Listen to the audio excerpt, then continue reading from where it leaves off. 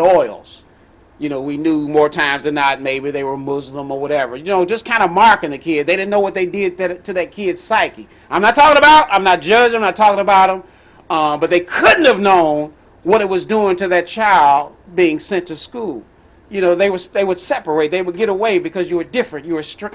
They would probably consider you strange. Not so cool. I remember a time, because I wanted to be a part of the guys, I wanted to spit like them. That's a nasty habit. But for me being young like it seemed so cool. They walk cool, they wear their clothes a certain way. And some guys had it down to a science. Even if they had a toothpick in their mouth, they, through their teeth, make it look real cool. And I tried that, but I couldn't get it right. I couldn't get that habit right. I'm glad I didn't. Another thing I wanted to do growing up, I'm telling on myself. Can I tell on myself? Because I want to be perfected. I want God to bring us to that place where we can be usable and watchmen on the walls to keep another one from being bitten. Another one bites the dust. No, enough. Another thing I wanted to do, I wanted to learn how to curse like they did out there in the world. Some people, they would curse and it sounded like music. It seemed like all the words would match up. A, B, C, D, E, F, G, H, I, J, K, L, M, N, O, P, Q, R, S, T, U, V. And when you think about it, I'm not, y'all can talk about me after y'all stop the video. I'm not evaluating what they said, the words, the F-bombs, the dams, and all of that. But it seemed like it would just fit, like a rhyme. I was like, oh, I want to curse like that. Reason why I'm laughing, you're going to understand why in the next couple of seconds. One day, I told you I'm one of 7. It's 7 of us, my siblings, 7 of us. And we lived in technically a 2-bedroom apartment. My grandparent owned the building, but we lived on the 2nd floor, I think. No, she lived on the 2nd floor. We were on the 1st floor. And it was the main bedroom, mom and dad. It was the 2nd bedroom, all 4 boys. And then it was the 3rd bedroom, a back porch converted to a bedroom. How many know what I'm talking about? Ever been there before? Can y'all kind of visualize? So there were times after being sent to bed, we were just being kids. We would come around and be kids. We didn't go to sleep. We talk and we joke and whatever. So on this particular day, I'm talking about being ostracized and separated, and I wanted to be a part of the gang, a part of the team. I wanted to learn how to curse like they did. On this particular day, and I don't know if Sherry will hear this. I haven't talked to her in a long time, but she's my oldest sister. The same one I told you that threw a can at us and gashed the door. Her. But anyway, we were in, I think, our bedroom, and I heard the words, hell no. I heard somebody say that, hell no. And I thought, that's not so bad. That's not so dark. It's not some of the words that I heard the guys saying. So me and my oldest sister, we were in the bedroom, and I said, say something. Just say anything. And she would say, the sky's blue. I say, hell no. And then I say something else. She say, Steven is asleep. I say, hell no. And I was getting louder. And then all of a sudden the door opens. My dad walked in the door. Needless to say, hell no didn't become a regular verbiage or vernacular of mine. I'll stop there. So I stopped trying to be a part of the team. Let me move a little bit further. That brings us to, again, we're talking about being made usable by God, being perfected in our walk, becoming aware, using if for now, because this is a baseline for those that want to be used by God. The baseline, start here. Start with your conscience. Start with that. Listen. Start with protecting the gates. Your eye gates, your ear gates, your mouth gates, your nose gates, your touch gates. Start with protecting those senses. And then let yourself evolve and grow and progress. Because the enemy is real. And he's always been real. Didn't I say that in the beginning many videos ago when I was talking about the Game of Thrones and what Jon said to the queen, Queen Daenerys, the dragon queen? Said the enemy has always been real. And the enemy is a strategist too. But how many know that greater is he that is in us than he that is in the world? It says in Matthew this, it said, behold, he says, I am sending you out like sheep among wolves. He said, therefore be, in one version of the Bible, it says, be wise as serpents. In this version of the Bible, it says, therefore be as shrewd as snakes and as innocent as doves.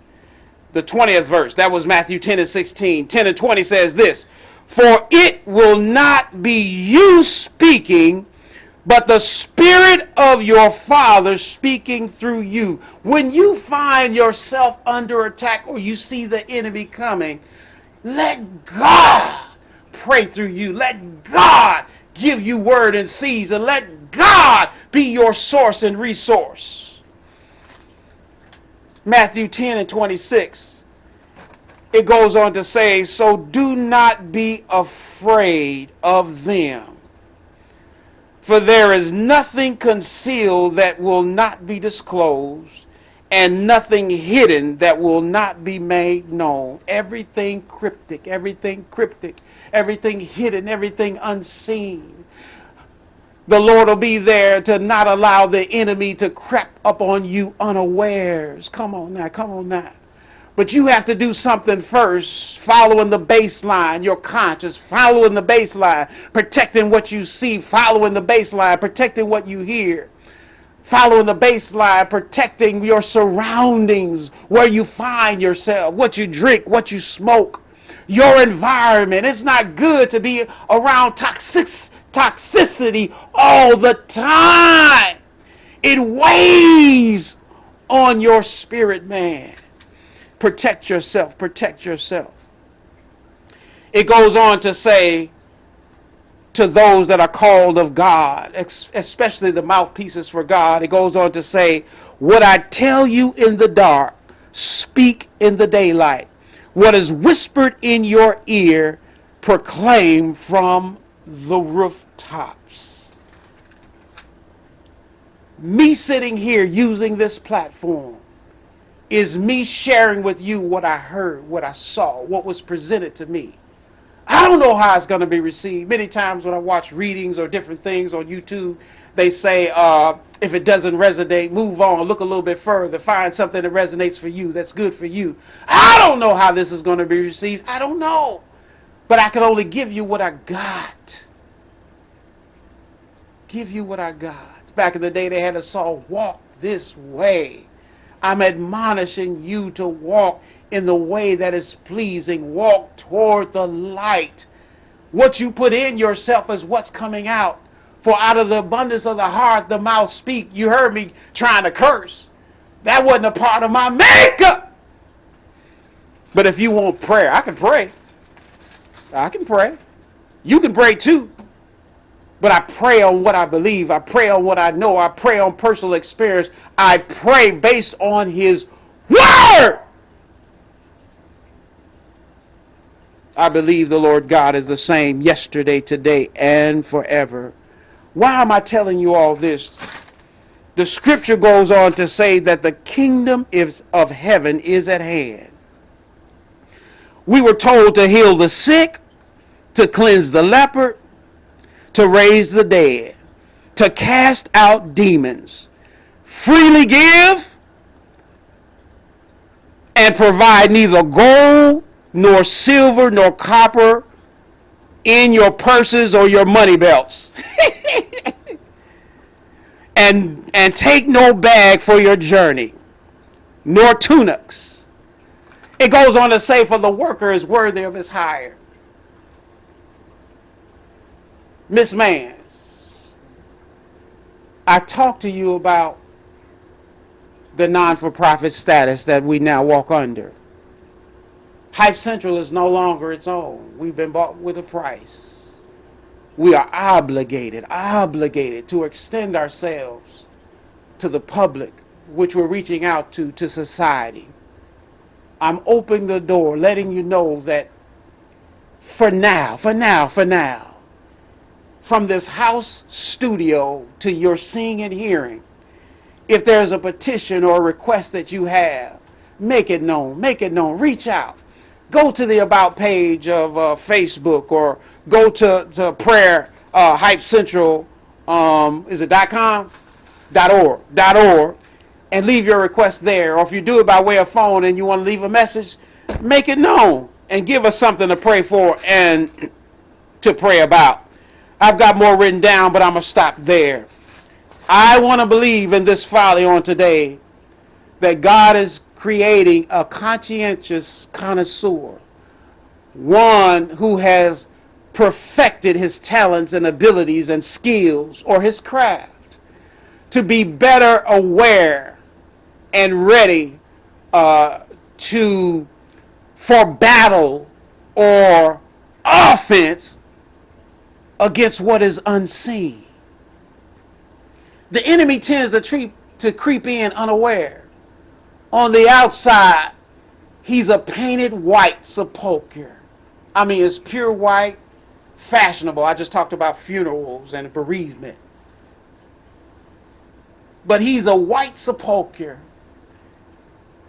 nicely finished, painted white on the outside. He's a wolf in sheep's clothing. What about the sepulcher you just talked about? On the outside white, but on the inside full of dead men's bones. Our adversary, Renee, our adversary, listeners, does not want your best. He wants another one to bite the dust. And I'm saying on the 27th of July, enough. Lord, Master, how shall we do? They may look at you as young, naive, not knowing anything. There was a time in biblical history, as I close, they did that to David. David, the young boy David. David, who slayed Goliath. He left his sheep and he went to the camp as they prepared for warfare against the Philistines. He went and he said, "What's going on here?" And they told them that the Philistines are there and they're calling for war, for battle. But the king is saying, if there's anyone here that goes to fight and succeeds, is successful against the giant, the Philistines, and all that came with him, that he would gift them with riches, that their families would not have to pay taxes anymore, and that they could marry his daughter. David asked a little bit more. Then after a while, I think it was Eliab, whoever it was, one of his brothers, his eldest brother, said, "Wait a minute." He said, "David, what are you doing? What did you do with the few